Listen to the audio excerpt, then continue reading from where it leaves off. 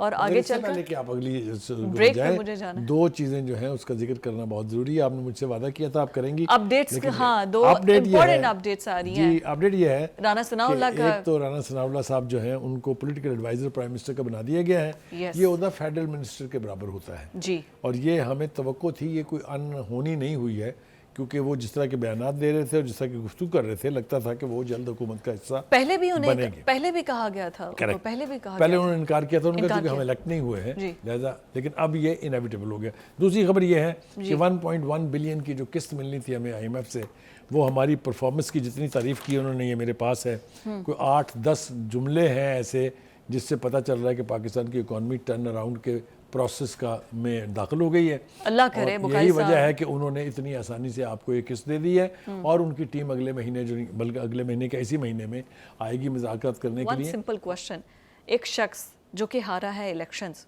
उसको इतना बड़ा ओहदा देना, Rana Sanaullah is a big name for PMLN, लेकिन इलेक्शन तो नहीं जीते ना। देखिए ये बिल्कुल बात आपकी ठीक है कि अनइलेक्टेड लोगों को हमने इसकी मुखालफत पहले भी की थी। हमने पंजाब में जो मरीम नवाज साहबा के इर्द गिर्द जो लोग हैं उनके बारे में भी कहा था। हाँ, बिल्कुल हम इनके बारे में भी कहते हैं, लेकिन 2 बातें मैं कहे बगैर नहीं रह सकता। एक तो ये है कि मुझे यूँ लगता है जैसे एक मनसूबाबंदी थी कि नून लीग के जितने भी बड़े स्टॉलवर्ड्स हैं उनको भी गिराना है, और इसी तरह से ये सलूक पीपल्स पार्टी के और PTI के लोगों के साथ भी हुआ है।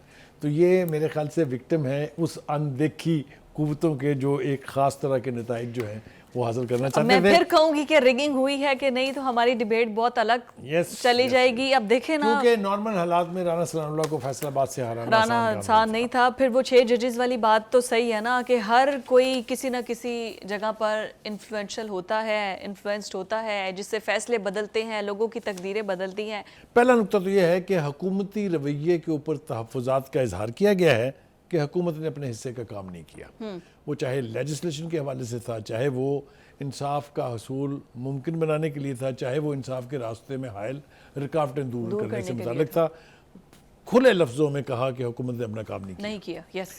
दूसरी बात यह है कि चीफ जस्टिस साहब ने भी ये बार बार कहा और दीगर जजों ने भी इसके ऊपर बात की कि हमें सबसे पहले अपना हाउस इन ऑर्डर करना है। Exactly. वो हाउस इन ऑर्डर क्यों करना है, क्या वजूहात हैं, उसके ऊपर तफसील से बात करते हैं। जरा जैसा मैंने कहा कि पहले हम सम अप कर लें गुफ्तगू को। तीसरा अहम पॉइंट यह है कि जजेस के पास इख्तियारात तो थे, लेकिन उन्होंने जुर्रत नहीं दिखाई और उसका इस्तेमाल नहीं किया।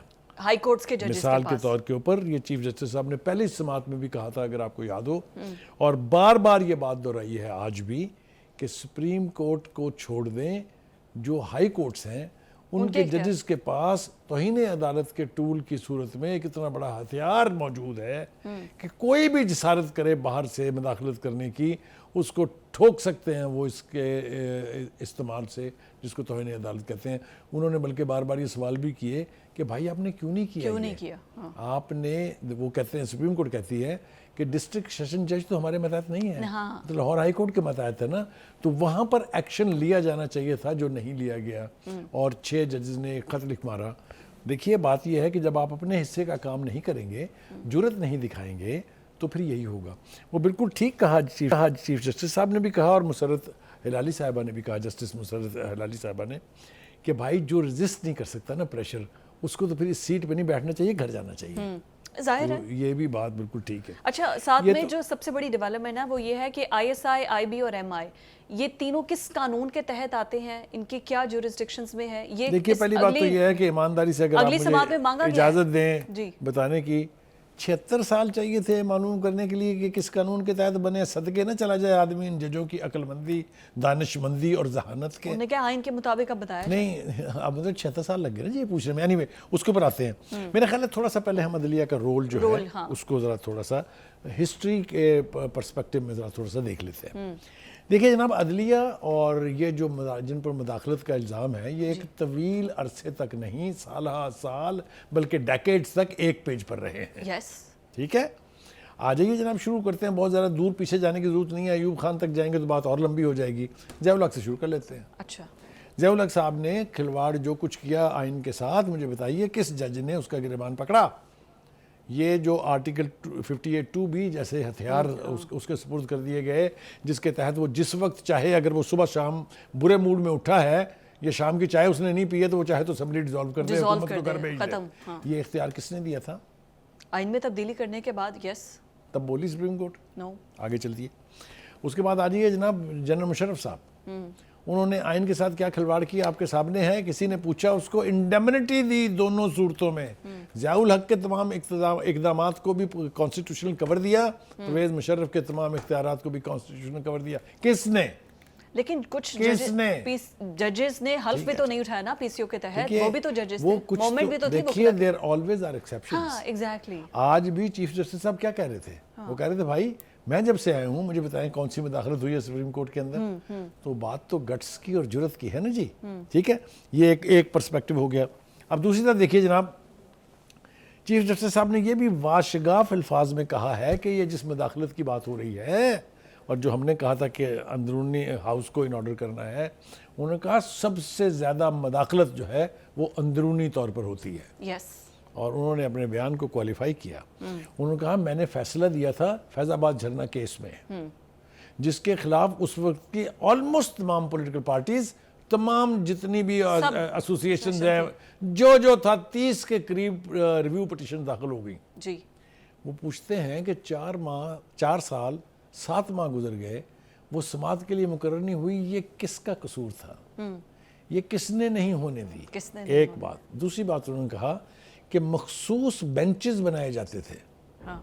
एक तवील अरसे तक बनाए जाते रहे, मनपसंद बल्कि अफराद। 5 का टोला का आपने इस्तेलाह सुनी होगी ना कि ये 5 जजेस हर अहम केस पे बैठे होते थे। Yes. चाहे वो पीटीआई से मुताल्लिक हों, चाहे वो नून लीग के से मुताल्लिक मोटो वाला हों, इख्तियार भी। जो ये सारे इख्तियारात जो हैं कंसंट्रेटेड थे इन ए पर्टिकुलर नंबर ऑफ जजेस। Is that right? Yes. दूसरी बात, जब जजेस के खिलाफ कंप्लेंट्स आई तो सुप्रीम कोर्ट ने क्या किया?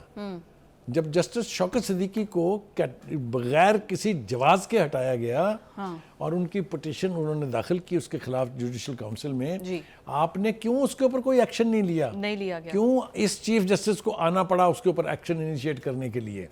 दूसरी बात, जनाब आली, ये भी क्या सुप्रीम कोर्ट में नहीं हुआ कि लाओ मेरे पास मुकदमा लेके आओ, मैं करूंगा फैसला, इसका सड़कों पर नहीं होना?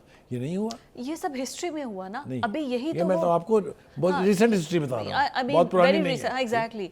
लेकिन अभी यही बात तो चीफ जस्टिस ने आज कही भी है देखिए, कि वो ये एक कह दूसरा रहे हैं। जज भी इन्फ्लुएंशियल नहीं हो सकता। वो ये कह रहे हैं कि मेरी तरह से जुर्रत का मुजाहरा करें, आप रेजिस्ट करेंगे तो ये मुदाखलतें बंद हो जाएंगी, मगर ये उस वक्त तक नहीं होंगी जब तक हम आप अपने अंदर होने वाली मुदाखलतों को नहीं रोकेंगे।